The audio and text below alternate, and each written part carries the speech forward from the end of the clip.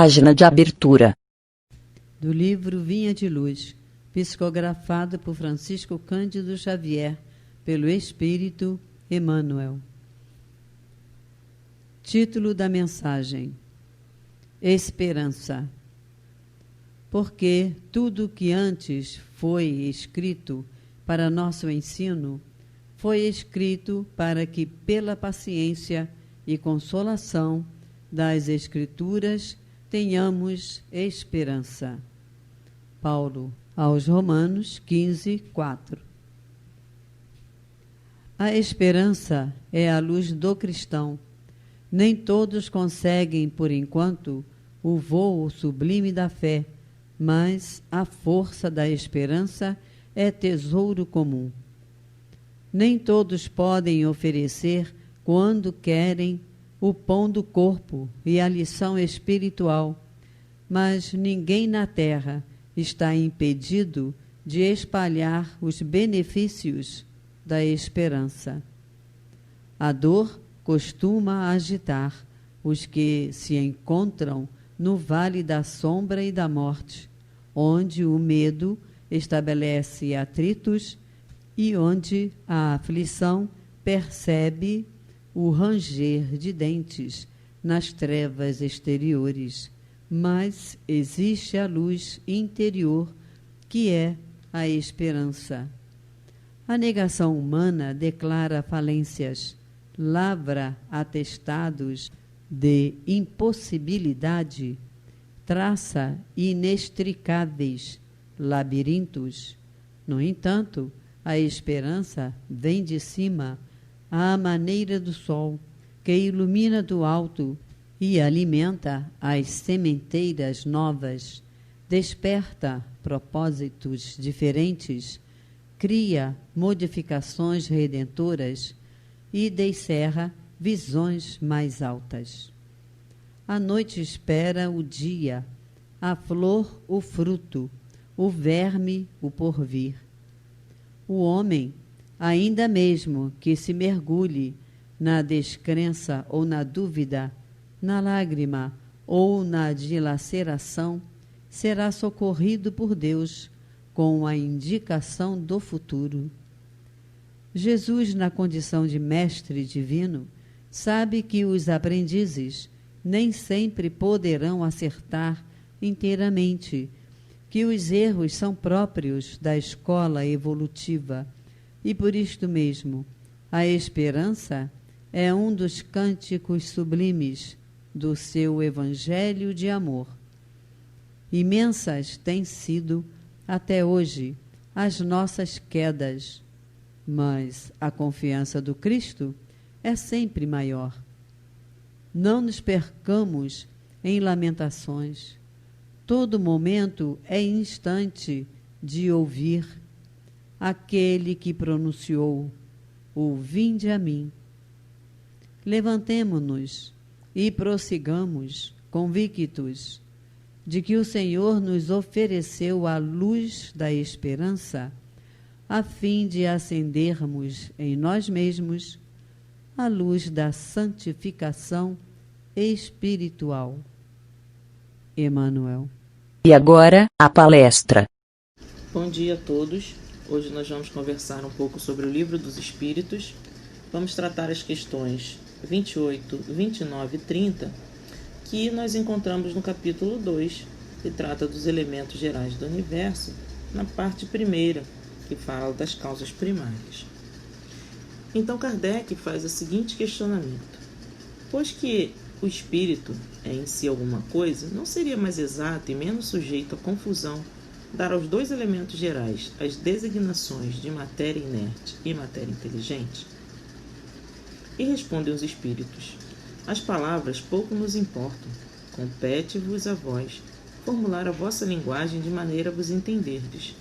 As vossas controvérsias, porém, quase sempre de não vos entenderes acerca dos termos que empregais, por ser incompleta a vossa linguagem para exprimir o que não vos fere os sentidos. E Kardec faz o seguinte comentário: um fato patente domina todas as hipóteses. Vemos matéria destituída de inteligência e vemos um princípio inteligente independente da matéria. A origem e a conexão dessas duas coisas nos são desconhecidas. Se promanam ou não de uma só fonte, se há pontos de contato entre ambas, se a inteligência tem existência própria ou se é uma propriedade, um efeito. Se é mesmo, conforme a opinião de alguns, uma emanação da divindade, ignoramos. Elas se nos mostram como sendo distintas, daí considerarmos-las formando os dois princípios constitutivos do universo.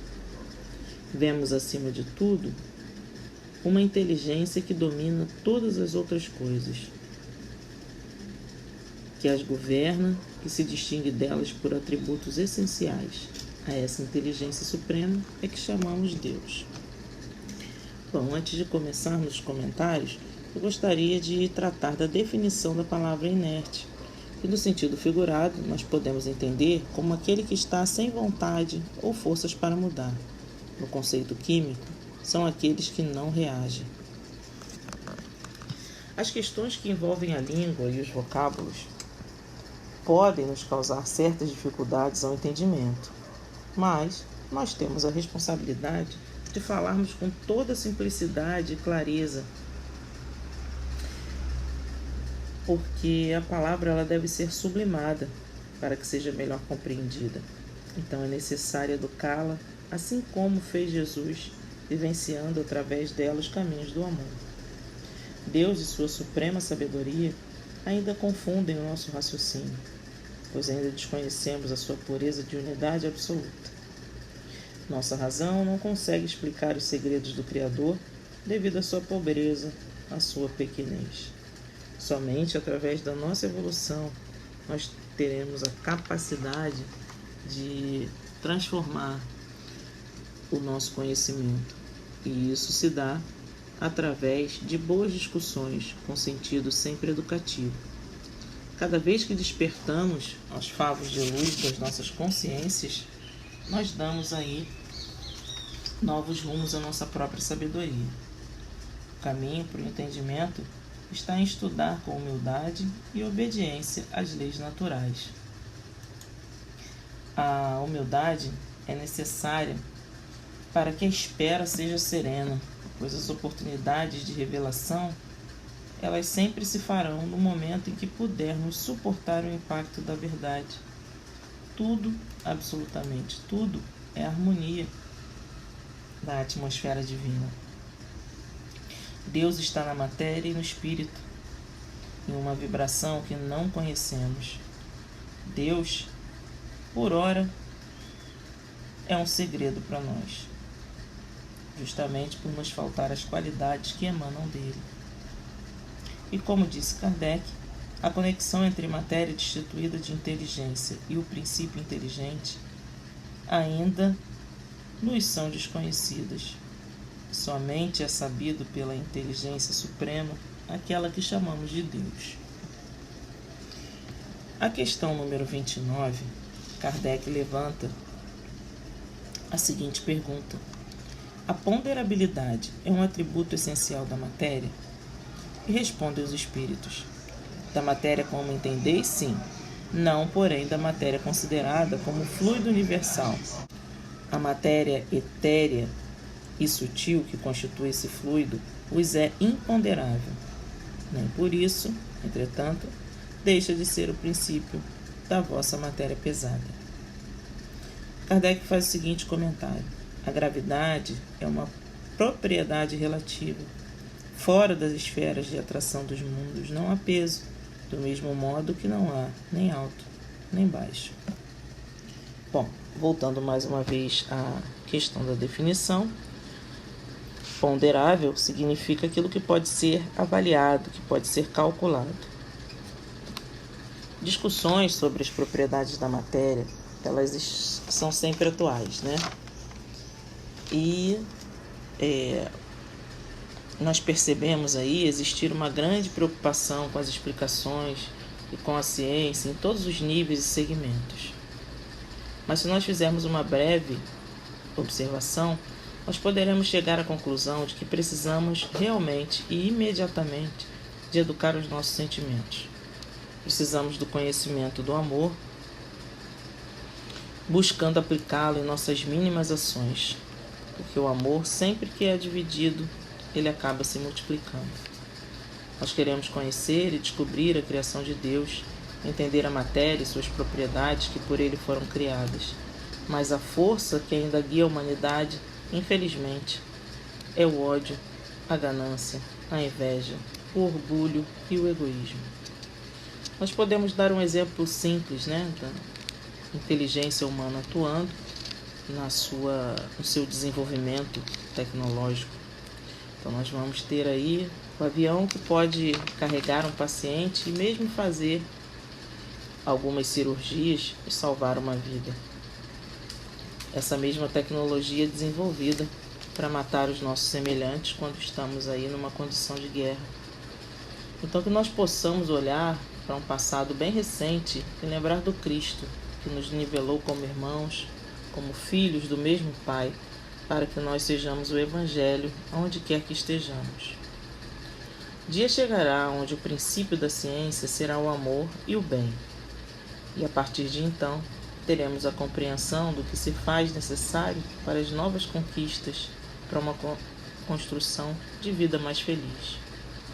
O fluido universal toma várias formas, nos mais variados, nos mais diversos ambientes, nas mais diversas circunstâncias, onde Deus permite a sua transmutação.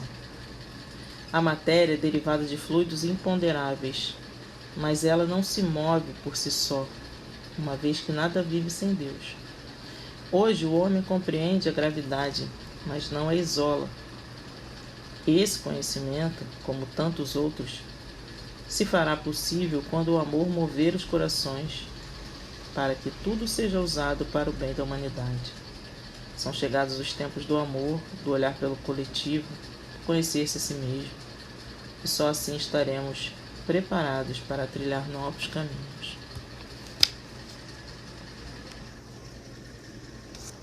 Questão número 30 do Livro dos Espíritos vai trazer o seguinte questionamento de Kardec. A matéria é formada de um só ou de muitos elementos? Respondem os espíritos. De um só elemento primitivo. Os corpos que considerais simples não são verdadeiros elementos, são transformações da matéria primitiva. Então, em verdade, o que acontece é que a gênese da matéria escapa aos nossos sentidos. Não existe a total inércia, porque a vida palpita em tudo que existe. O que conhecemos ser a matéria primitiva ainda precisa ser muito estudado. O macro e o microcosmos obedecem à mesma lei. Estamos gatinhando nesse conhecimento. Vivemos em um mundo acanhado e nos ocupamos muito com as nossas paixões. Por isso, demoramos um pouco a seguir. Mas chegaremos ao conhecimento mais consistente das leis naturais, à medida em que formos caminhando, progredindo, evoluindo, nos desenvolvendo. Somos seres contraditórios, vivemos dentro da matéria, desfrutamos das suas inúmeras qualidades, mas ainda não a conhecemos. Não conseguimos explicar a planta que cresce, se desenvolve, a criança que nasce. Só porque a nossa arrogância ainda cria barreiras para a compreensão real das mudanças da matéria. Não fazemos esforço para essas transformações que ainda são fenômenos a serem desvendados por nós.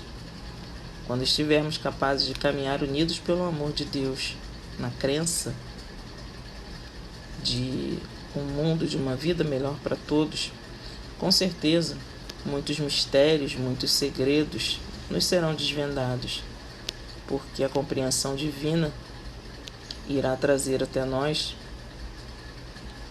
a fortaleza de ânimo, a resistência aos embates, a necessidade de crescer, se desenvolver, de ajudar, de fazer com que essa nossa posição de co-criadores realmente se torne efetiva em todos os momentos da nossa vida.